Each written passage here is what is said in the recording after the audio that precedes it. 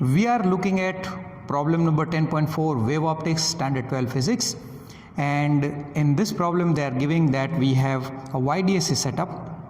So we have two slits S1 and S2 which has a distance between them as small d, which is given by 0.28 mm. Then the screen, which is placed at a distance of 1.4 meters away, and this distance is actually the distance from both the slits. So this is represented by capital D.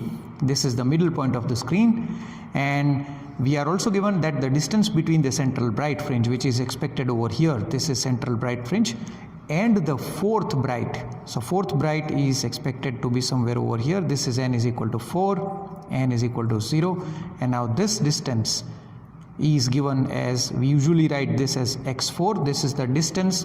You can also write this as y because it is along y-axis, or x also is fine.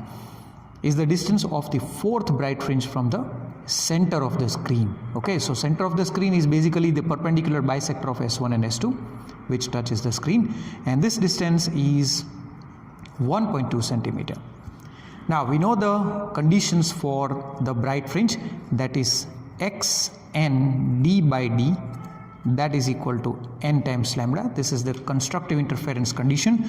So I would be writing this as x4, d is 0.28 into 10 raised to minus 3 meters, because then this is given in centimeter, this is given in meters, and this is given in millimeters. So we need to be a bit careful in solving the problem. 1.4 meters, that is equal to n. We are talking about the fourth bright fringe multiplied by the wavelength, that is lambda.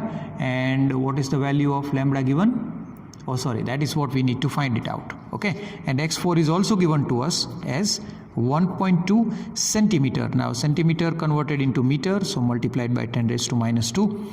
Now you solve this, you will get the wavelength as 6 into 10 raised to minus 7 meter, which is the answer to this problem.